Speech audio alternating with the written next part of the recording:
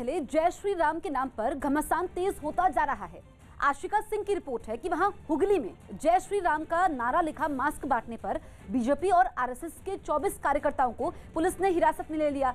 बताया गया कि हुगली में रेल पार्क इलाके में जय श्री राम लिखा मास्क बांटने का कार्यक्रम था, लेकिन वहां पर भारी संख्या में पुलिस की तैनाती होने की वजह से कार्यकर्ता विवेकानंद स्कूल के पास पहुंचे और वहां मास्क बांटने लगे। तभी वहां पहुंची पुलिस ने उन्हें रोका और 24 लोगों को हिरासत में ले लिया। पुलिस ने बीजेपी और आरएसएस के कार्यकर्ताओं को बिना इजाजत भीड़ जमा करने के आरोप में हिरासत में लिया, जिनमें कई महिलाएं भी शामिल थी। इससे पहले 7 फरवरी को भी जय श्री राम लिखा हुआ मास्क बांटने पर विवाद हुआ था। तो 24 कार्यकर्ताओं को हिरासत में लिया गया है बीजेपी और आरएसएस के, और नारे लिखे इन्होंने मास्क बांटे थे जिसमें जय श्री राम लिखा हुआ था। ऐसे में बीजेपी और आरएसएस कार्यकर्ताओं को पुलिस ने हिरासत में लिया है।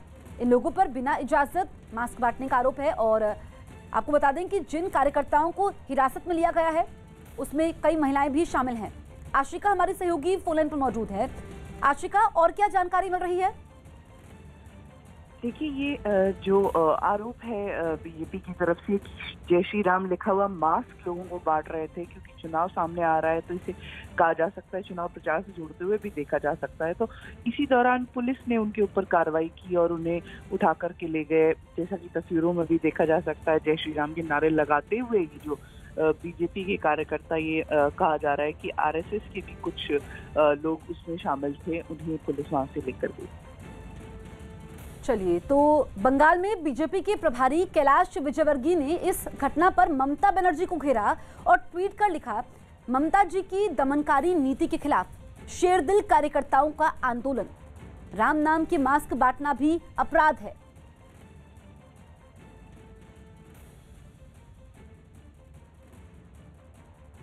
मुंबई के वर्सोवा इलाके में रोंगटे खड़े कर देने वाला एक वीडियो सामने आया, जहां एक एलपीजी सिलेंडर के गोदाम में गैस लीक होने की वजह से भीषण आग लग गई। आग इतनी खतरनाक थी कि उसने चंद मिनटों में ही पूरे गोदाम को अपनी चपेट में ले लिया, जिसके बाद वहां हाहाकार मच गया। लेकिन लोगों के हाथ पांव तब फूल गए जब गोदाम में रखे सिलेंडरों में जोरदार धमाके होने शुरू हो गए।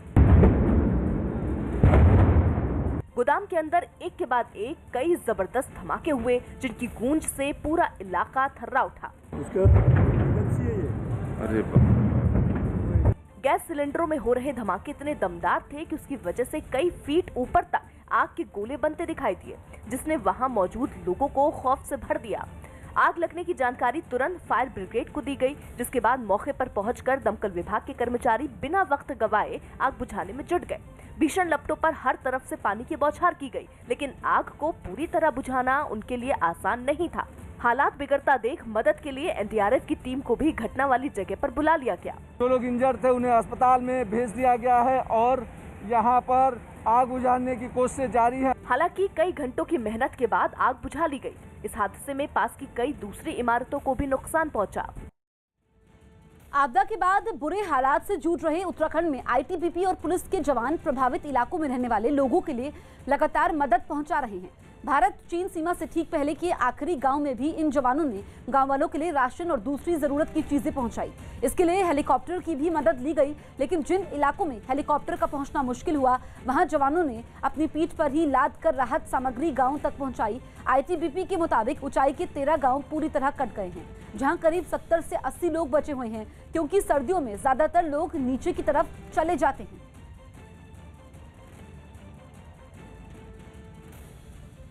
अभी जो है यहाँ पे ये नेशनल हाईवे से बिल्कुल कट गया है। इसमें कम से कम जो है 12 गांव जो है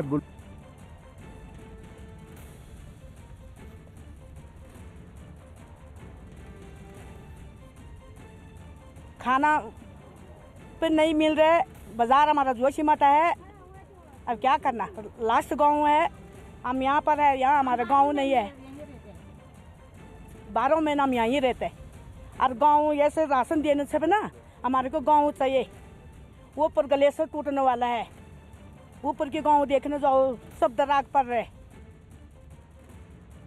26 जनवरी को लाल किले में हुई हिंसा का एक और आरोपी दिल्ली पुलिस के हत्थे चढ़ गया, जिसे कोर्ट ने 7 दिन के पुलिस रिमांड पर भेज दिया। इकबाल सिंह नाम के इस आरोपी को दिल्ली पुलिस की स्पेशल सेल ने पंजाब के होशियारपुर से गिरफ्तार किया। इकबाल के सिर पर पुलिस ने 50,000 रुपए का इनाम रखा था और वो हिंसा के बाद से ही फरार था। 26 जनवरी को इकबाल अपने फोन से सोशल मीडिया पर वीडियो लाइव चला रहा था।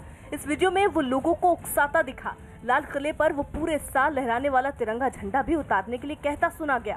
ਉੱਥੇ ਵੀ ਝੰਡਾ ਚਲਾ ਕੇ ਜਾਣਾ, ਉੱਥੇ ਚਲਾ ਰਹੇ ਉੱਥੇ ਚਲਾ ਕੇ ਜਾਵਾਂਗੇ, ਕੋਈ ਗੱਲ ਨਹੀਂ, ਆਪਣੇ ਬੰਦੇ ਆ ਰਹੇ ਨੇ और 10 मिनट ਉੱਥੇ ਝੰਡਾ ਚਲਾਵਾਂਗੇ, लाल किले ਤੇ ਝੰਡਾ चलावांगे। ये वो तिरंगा झंडा है जो 26 जनवरी के दिन भी छूने में दंगाई कामयाब नहीं हो पाए थे, लेकिन इकबाल की कोशिश उसे भी झुकाने की थी। इधर भी निशान सब चलाया जाएगा, ये ऊपर भी।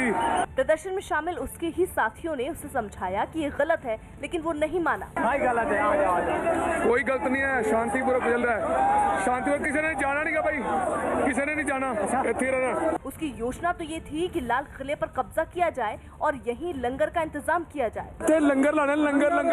यहाँ तक कि दिल्ली पुलिस को वो चूहों की फौज कहता रहा। फौज थले खड़ी है, नहीं जाना थले, और चूहिया ही फौज के पीछे नहीं लग रहा, जाना नहीं किसी ने भी। पुलिस को हिंसा वाले दिन के बाद से ही इकबाल की तलाश थी। लाल किले के ऊपर भड़काऊ भाषण दिया, पुलिस वालों को धमकी भी दिया और काफ़ी भीड़ को इकट्ठा करके ले गया था। हालांकि इकबाल का ताल्लुक किन संगठनों से है और वो किन किन लोगों के संपर्क में था, इसकी जांच जारी है। और इन सब के बीच दिल्ली में 26 जनवरी के दिन ट्रैक्टर रैली हिंसा के पीछे खालिस्तान समर्थक संगठन सिख फॉर जस्टिस की साजिश के सबूत मिले हैं। न्यूज़ 18 के मनोज गुप्ता की रिपोर्ट है कि सिख फॉर जस्टिस का संस्थापक और खालिस्तानी आतंकी गुरपरवंत सिंह पन्नू का एक ऑडियो न्यूज़ 18 के हाथ लगा, जिसमें वो गणतंत्र दिवस के दिन ट्रैक्टर रैली के दौरान दिल्ली में हुई हिंसा के बारे में बातचीत करता सुना गया। ऑडियो में गुरपरवंत सिंह पन्नू एक आदमी पर हिंसा की तस्वीरें कैमरे में रिकॉर्ड नहीं करने पर नाराजगी भी जताता दिखा। यही नहीं, उसने ये भी कहा कि तस्वीरें रिकॉर्ड करने के लिए हिंसा से 3 घंटे पहले ही उन्हें इशारा किया गया था। खबर ये भी है कि वो सिख फॉर जस्टिस से ज्यादा किसानों को जोड़ने में जुटा है और इसके लिए वो किसानों को हर साल 8 लाख रुपए देने का लालच दे रहा है। I gave you the hint 3 hours before। मैं कहा भाजी अपने कैमरे तैयार रखो, तुसी मेरी गल सुनते नहीं कि मैं की करा। दिल्ली में नर्सरी क्लास के दाखिले की प्रक्रिया अगले हफ्ते शुरू होगी। दिल्ली के स्कूलों में नर्सरी क्लास में दाखिले की प्रक्रिया 18 फरवरी से शुरू होगी और 20 मार्च को पहली सूची जारी की जाएगी। इसके बाद दाखिला लेने की आखिरी तारीख 31 मार्च तक तय की गई है। संजय बांगर को IPL team Royals Challengers Bangalore का बल्लेबाजी सलाहकार बनाया गया। दिल्ली के मॉडल टाउन इलाके में रेड लाइट पर डीटीसी की 2 बसों की टक्कर हो गई। हालांकि राहत की बात ये रही कि इस हादसे में कोई बड़ा नुकसान नहीं हुआ। सवारी भी सेफ है और कंडक्टर भी या मार्शल भी, सवारी सब कुछ सेफ है। अखिलेश यादव के चंदा जीवी वाले बयान पर संत समाज ने नाराजगी जताई। एक दिन पहले लोकसभा में पीएम के आंदोलन जीवी वाले बयान के जवाब में अखिलेश यादव ने राम मंदिर के निर्माण के लिए चंदा जुटाने वालों पर निशाना साधा था। अगर वो हो सकते हैं जिनको आप आंदोलन जीवी बोल रहे हैं, तो आप भी तो चंदा लेने के लिए निकल पड़ते हैं, जब कहीं सब निकल जाते हैं आप। क्या आप चंदा जीवी नहीं है? संत समाज ने अखिलेश यादव के बयान पर कड़ी आपत्ति जताई। दुनिया जानती है कि वो मुलायम और अखिलेश ये सब मियाँ की औलाद है।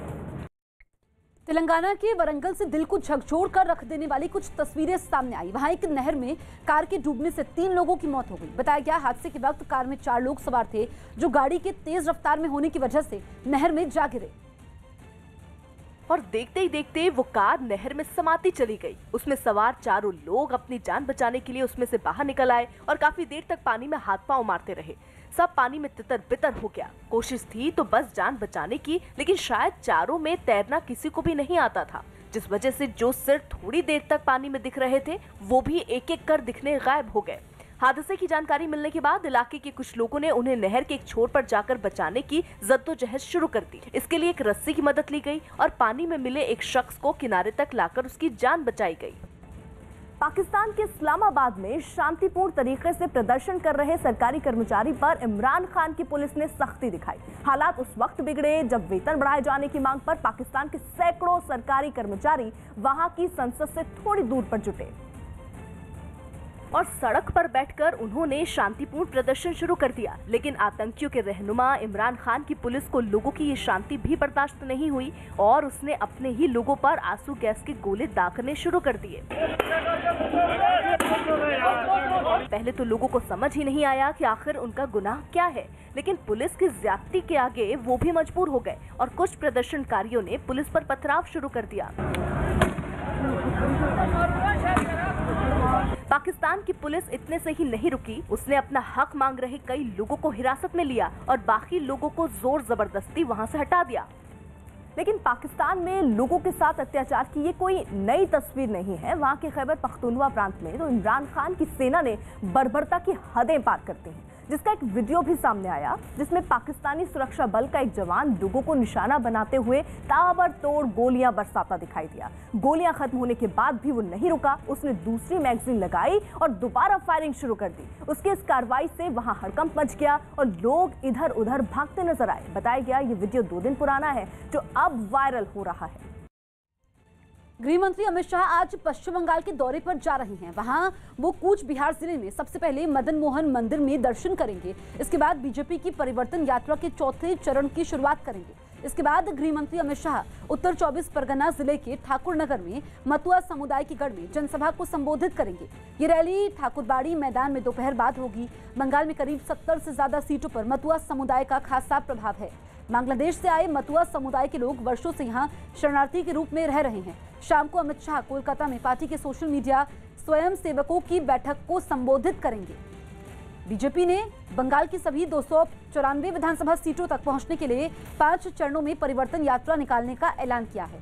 पार्टी के राष्ट्रीय अध्यक्ष जेपी नड्डा ने 6 फरवरी को नदिया जिले के नवद्वीप से परिवर्तन यात्रा की शुरुआत की थी। इसके बाद 3 दिनों के भीतर दूसरी बार बंगाल दौरे पर आए नड्डा ने मंगलवार को 2 और परिवर्तन यात्रा को तारापीठ और झाड़ग्राम से हरी झंडी दिखाकर रवाना किया था।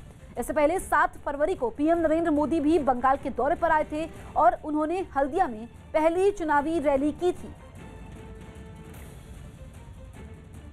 पब्लिक सर्विस कमीशन की परीक्षा पास करने वालों की अनदेखी के आरोप में केरल सरकार के खिलाफ बड़ी संख्या में युवा सड़कों पर उतरे। बीजेपी युवा मोर्चा भी प्रदर्शनकारियों के समर्थन में आ गया और तिरुवनंतपुरम में सचिवालय का घेराव करने की कोशिश हुई, जिसके लिए बड़ी संख्या में सड़क पर जुट गए। सचिवालय की दीवार फांदकर कुछ प्रदर्शनकारी सचिवालय के परिसर में घुस गए, जिन्हें पकड़ने में पुलिस वालों के पसीने छूट गए। इसके बाद बाहर तैनात पुलिस वाले भी ज्यादा चौकस हो गए। तभी कुछ लड़कियों ने सचिवालय की दीवार फांदने की कोशिश की, जिन्हें महिला पुलिसकर्मियों ने पकड़ लिया।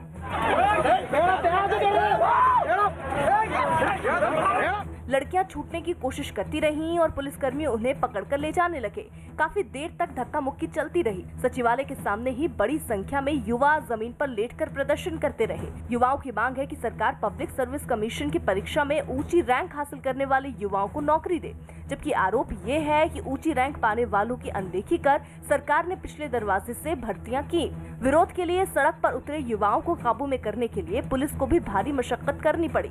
नारेबाजी कर रहे युवाओं को पहले पुलिस वालों ने घेर लिया और फिर एक एक कर प्रदर्शनकारियों को पकड़कर गाड़ी में बैठाने की कोशिश हुई। काफी देर तक चली धक्का मुक्की के बाद पुलिस ने हंगामा करने वालों को हिरासत में ले लिया, लेकिन जैसे ही गाड़ी चलने लगी कुछ और युवा रास्ता रोकने के लिए गाड़ी के सामने आ गए। राज्य सरकार में भर्तियों में धांधली का मुद्दा केरल की विधानसभा में भी उठ चुका है। आईएनएस विराट को तोड़ने पर सुप्रीम कोर्ट ने रोक लगा दी। नौसेना से हटाए गए जंगी जहाज आईएनएस विराट को तोड़ने पर सुप्रीम कोर्ट ने रोक लगा दी। ये याचिका एक कंपनी ने दाखिल की, जिसमें बताया गया कि इस जहाज को एक समुद्री म्यूजियम में बदला जा सकता है। इस पर कोर्ट ने केंद्र से जवाब मांगा है। मेजबान पाकिस्तान और दक्षिण अफ्रीका के बीच दोपहर से T20 सीरीज की शुरुआत होगी। ये मैच भारतीय समय के मुताबिक करीब 3:45 बजे शुरू होगा। पंजाब के मोगा में नगर निगम चुनाव प्रचार के दौरान कांग्रेस और अकाली दल के कार्यकर्ताओं में हिंसक झड़प हो गई, जिसमें अकाली दल से जुड़े 2 लोगों की मौत हो गई, जबकि 4 लोग घायल हो गए। आमो सामने हो गए ਤੇ ਜਿੱਥੇ ਇਹਨਾਂ ਦੀ ਤਕਰਾਰਬਾਜ਼ੀ ਹੋਈ, ਤਕਰਾਰਬਾਜ਼ੀ ਬਾਅਦ ਚੋਂ ਇਹਨਾਂ ਨੇ ਥੋੜੀ ਜਿਹੀ ਵੱਧ ਗਈ ਤੇ ਇਹਨਾਂ ਦੇ ਆਪਸੀ ਝੜਪ ਹੋ ਗਈ। इस घटना के बाद इलाके में तनाव बढ़ गया। अकाली दल के कार्यकर्ता उस अस्पताल के बाहर जमा हो गए जहां घायलों को भर्ती कराया गया था। इन लोगों ने पंजाब सरकार के खिलाफ नारेबाजी करते हुए आरोपियों के खिलाफ कड़ी सजा की मांग की। उन्नी देर तक 302 का मुकदमा दर्ज हो गए दोनों प्यो पुत गिरफ्तार नहीं होंगे, उन्नी देर तक असीं पूरा मुजाहरा करांगे। मध्य प्रदेश के मुरैना से एक रोंगटे खड़े करने वाला वीडियो सामने आया। वहां 2 लड़के तेज रफ्तार से दौड़ रहे ट्रक के आगे लटके नजर आए। बताया गया कि ट्रक ने उन लड़कों की बाइक में टक्कर मार दी थी और जब लड़के उसे रुकवाने के लिए ट्रक के आगे आए तो ट्रक ड्राइवर उन्हें लाद कर आगे भागने लगा। इस बीच ट्रक करीब 1 किलोमीटर तक पूरी रफ्तार से दौड़ता रहा। बाद में कुछ लोगों ने इस ट्रक का पीछा कर किसी तरह ट्रक को रुकवाया, तब कहीं जाकर उनकी जान बचाई जा सकी। बताया गया कि ट्रक ने इन लड़कों की बाइक में टक्कर मार दी थी, जिसके बाद ये लड़के उसे रुकवाने के लिए उसे आगे चढ़ गए, लेकिन ड्राइवर ने ट्रक आगे बढ़ा दिया। हालांकि बाद में पुलिस ने ट्रक ड्राइवर पर मामला दर्ज कर लिया। म्यांमार में तख्ता पलट के खिलाफ शुरू हुआ विरोध प्रदर्शन अब एक बड़े आंदोलन की शक्ल ले रहा है। वहां जनता सेना के आगे हथियार डालने को तैयार नहीं, इसलिए चुनी हुई सरकार की वापसी के लिए अपने काम धंधे छोड़कर रोजाना सड़कों पर उतर रही है, ताकि म्यांमार में सालों के आंदोलन के बाद नसीब हुए लोकतंत्र को बचाया जा सके। और इसके लिए वहां लोगों ने अपनी जान की बाजी तक लगा दी, क्योंकि म्यांमार की राजधानी नेपिडॉ से सामने आई तस्वीरों में पुलिस प्रदर्शनकारियों पर बेहद सख्त दिखी, उन पर जमकर पानी बरसाया, लेकिन फिर भी प्रदर्शनकारी अपनी जगह से हिले तक नहीं और सड़क पर ही बैठ गए। फिर तो पुलिस ऐसी बौखलाई कि पूरा इलाका गोलियों की आवाज से दहल उठा। यंगोन में 5 या उससे ज्यादा लोगों के जुटने पर बैन है, लेकिन इसके बावजूद वहां से सामने आई तस्वीरें बीते दिनों की ही तरह नजर आई। फर्क दिखा तो बस लोगों की तादाद का, जो कि पिछली बार के मुकाबले और बढ़ गई। वहीं कुछ प्रदर्शनकारियों ने तो सेना का विरोध जताने का बिल्कुल हट के तरीका अपनाया। दूसरे देशों का समर्थन पाने के लिए वो शहर में जापान के दूतावास के बाहर बच्चों के बाथटब में बैठकर प्रदर्शन करते दिखे। म्यांमार के मैंडले शहर में तो बौद्ध भिक्षुओं ने मोर्चा संभाला और 3 घंटे तक सेना की ज्यादती के खिलाफ मार्च निकाला। बीती रात पीएम नरेंद्र मोदी से कनाडा के पीएम जस्टिन ट्रूडो ने फोन पर बातचीत की। ये फोन कॉल खुद कनाडा के पीएम ट्रूडो ने किया था। ट्रूडो ने कनाडा के लिए कोरोना वैक्सीन की जरूरत पर पीएम मोदी से बात की। पीएम मोदी ने ट्रूडो से कहा कि जिस तरह भारत ने दुनिया के कई देशों को वैक्सीन को लेकर मदद की, वैसे ही कनाडा की भी मदद की जाएगी। अन्य देशों में भारत की तरफ से दी गई कोरोना वैक्सीन को लेकर पीएम मोदी की तारीफ करते हुए ट्रूडो ने कहा कि अगर विश्व भर के देश कोरोना से जंग जीत जाते हैं तो इसमें भारत की मेडिकल क्षमता और पीएम मोदी की नेतृत्व की अहम भूमिका होगी। पीएम मोदी ने ट्रूडो के इन शब्दों के लिए उनका अभिवादन किया।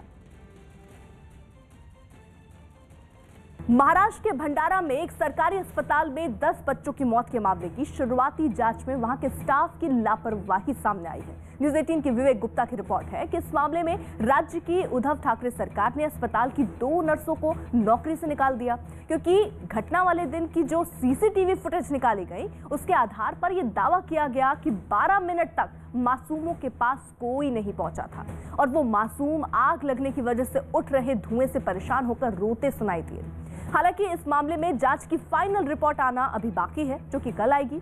बीते महीने की 8 तारीख को इस अस्पताल के SNCU यानी बीमार नवजात बच्चों की देखरेख के लिए बनाए गए वार्ड में देर रात करीब 2 बजे अचानक आग लग गई, जिसकी चपेट में वहां भर्ती 17 बच्चे आ गए थे, जिनमें से 7 बच्चों को तो बचा लिया गया था, लेकिन 10 बच्चों की झुलसने से मौत हो गई थी। टर्मिनेट किए गए हैं। जैसा भी रिपोर्ट आएगा उसके हद तक हम जरूर डिसीजन लेंगे। नीतीश कुमार ने गृह मंत्री अमित शाह से मुलाकात की। बिहार मंत्रिमंडल विस्तार और मंत्रियों के शपथ ग्रहण पूरा होने के बाद सीएम नीतीश कुमार ने दिल्ली में गृह मंत्री अमित शाह से मुलाकात की। इस बीच बिहार में चल रहे विकास के कामों पर चर्चा हुई। ग्रेटर हैदराबाद नगर निगम के मेयर और डिप्टी मेयर पद के लिए आज चुनाव होगा। मेयर का पद महिलाओं के लिए आरक्षित है। रक्षा मंत्री राजनाथ सिंह आज संसद में चीन के साथ सीमा विवाद पर बयान देंगे। इस बीच राजनाथ सिंह LAC के मौजूदा हालात की जानकारी देंगे और बताएंगे कि दोनों देशों के बीच बातचीत कहां तक पहुंची है। बिहार के मुजफ्फरपुर में जश्न के समय फायरिंग का एक वीडियो वायरल होने के बाद पुलिस ने आरोपी के खिलाफ केस दर्ज कर गिरफ्तारी के आदेश जारी किए।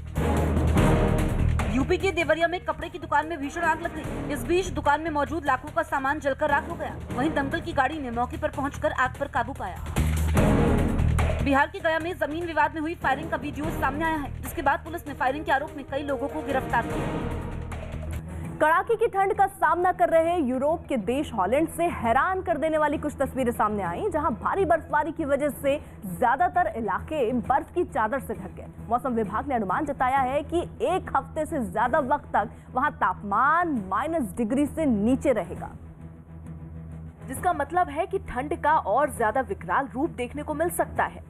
हालांकि हॉलैंड के लगभग सभी इलाके पिछले कई दिनों से ठंड का टॉर्चर झेल रहे हैं। वहां से जो तस्वीरें सामने आई उनमें झील का पानी जमकर बर्फ बन गया और वहां खड़ी नावों पर बर्फ की इतनी मोटी परत जमा हो गई जिसे देखकर ऐसा लगा मानो वो बर्फ से बनी हो। बर्फबारी और गिरते तापमान की वजह से जो चीजें जहां थीं वो वहां वैसे ही जमी नजर आई। जहां तक नजर गई वहां तक सिर्फ बर्फ की चादर बिछी दिखी। हालांकि कुछ लोग ठंड की परवाह छोड़ घरों से बाहर निकले और जमकर स्कीइंग का मजा लिया। पश्चिम बंगाल की मुख्यमंत्री ममता बनर्जी ने एक रैली में दावा किया कि वो अपने रहने तक बीजेपी को बंगाल में नहीं आने देंगी। दिल्ली থেকে বাংলাকে কন্ট্রোল করবে, গুজরাট থেকে বসে বাংলাকে কন্ট্রোল করবে, রিমোট কন্ট্রোলে চালাবে আর খুন খারাপির দাঙ্গার এনপিআর আর এনআরসি করবে। আমরা বলছি সম্ভব নয়, জীবন থাকতে বিজেপিকে অ্যালাউ করব না। किसान आंदोलन की वजह से दिल्ली के सिंघू बॉर्डर के पास बसे सिंघू गांव के लोगों की मुसीबत 26 जनवरी के बाद से दोगुनी हो गई है, क्योंकि पुलिस ने गांव से होकर गुजरने वाले 2 रास्तों में एक को बैरिकेडिंग कर दिया गया है, जिसके बाद हाईवे का सारा ट्रैफिक गांव से गुजरने वाले रास्ते से होकर गुजरने लगा। लोगों ने मंजिल तक पहुंचने के लिए इस ऊबड़ खाबड़ रास्ते पर अपनी गाड़ियों को उतारना भी मंजूर कर लिया। यहाँ के हालात दिन भर इसी तरह से रहते हैं। आप देखेंगे इस पतली सड़क पर कितना ज्यादा ट्रैफिक है। दिन भर लगने वाले ट्रैफिक जैम से गांव के लोगों की जो परेशानी बढ़ी सो बढ़ी। उन्होंने दावा किया कि उन्हें रोजाना के नुकसान का सामना भी करना पड़ा। देख रहे हैं आप पाइपलाइन बदल रहे हैं, पाइपलाइन बदली नहीं, रात को तोड़ दी गई। गाँव में गाड़ियों की लंबी लंबी कतारें लगने से वहाँ के लोगों के लिए कम दूरी बड़े फासले में तब्दील हो गई। बस स्टैंड पे जाने में 10 मिनट और अभी मुझे यहाँ से घूम के जाने में लगते हैं 2 घंटे। बड़ी संख्या में 2 व्हीलर, 4 पहिया गाड़ियों और बड़े बड़े ट्रक और ट्रैक्टरों ने सिंघू गांव से होकर गुजरने वाले इस रास्ते को अपनाया। तो पुलिसकर्मी भी ट्रैफिक संभालने के लिए वहां तैनात हो गए, लेकिन उनकी ये कोशिश गांव के लोगों के लिए आटे में नमक बराबर साबित हुई। बिहार की कटिहार से हैरान करने वाली कुछ तस्वीरें सामने आई, जिनमें मारपीट का विरोध करने वाली 4 लड़कियों ने बीच सड़क पर जमकर हंगामा किया। बताया गया कि इन चारों ने सरेआम एक महिला की पिटाई कर रहे आदमी को जब रोकने की कोशिश की तो वो भी उनसे उलझ गया। बस फिर क्या था, इन चारों ने वहां हंगामा खड़ा कर दिया। ऐसे में वो आदमी खुद को बचाने के लिए एक मकान में जा घुसा, जिसे वहां बाहर निकालने के लिए चारों लड़कियों ने उस पर घर के दरवाजे को धक्का मारना शुरू कर दिया। शोरगुल सुनकर बड़ी संख्या में लोग वहां इकट्ठा हो गए। इन लोगों ने गुस्साई लड़कियों को शांत करने की कोशिश की, लेकिन वो उन्हें उल्टा पड़ा।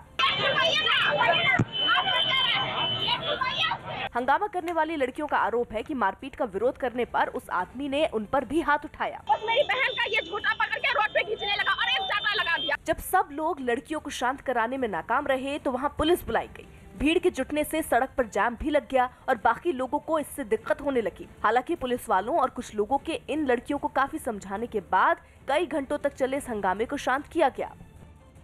अंडरवर्ल्ड ड्रग्स कनेक्शन मामले की जांच कर रही एनसीबी ने दाऊद इब्राहिम के भाई अनीस इब्राहिम के एक और करीबी पर शिकंजा कस दिया। न्यूज़ 18 के दिवाकर सिंह की रिपोर्ट है कि एनसीबी ने फरार चल रहे मोहम्मद हुसैन बिलाल उर्फ तेलवाला की गिरफ्तारी की कोशिश तेज कर दी और उसके खिलाफ लुकआउट नोटिस जारी कर दिया ताकि वो देश छोड़कर भाग न पाए।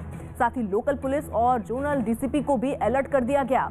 एनसीबी को तेलवाला के बारे में जानकारी इसी मामले में गिरफ्तार आरिफ भुजवाला के मोबाइल फोन से मिली थी, लेकिन जब तक एनसीबी उस तक पहुंचती तब तक वो मुंबई से परिवार समेत फरार हो गया।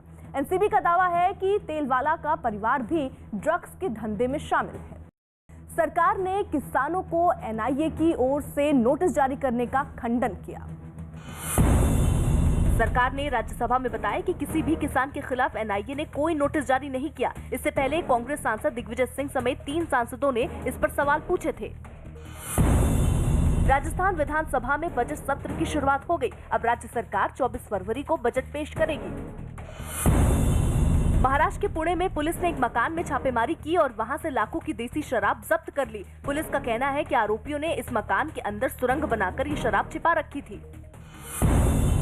रोहन बोपन्ना ऑस्ट्रेलियन ओपन के डबल से बाहर हो गए। उन्हें न्यूजीलैंड के अपने जोड़ीदार के साथ 4-6, 6-7 से हार का सामना करना पड़ा।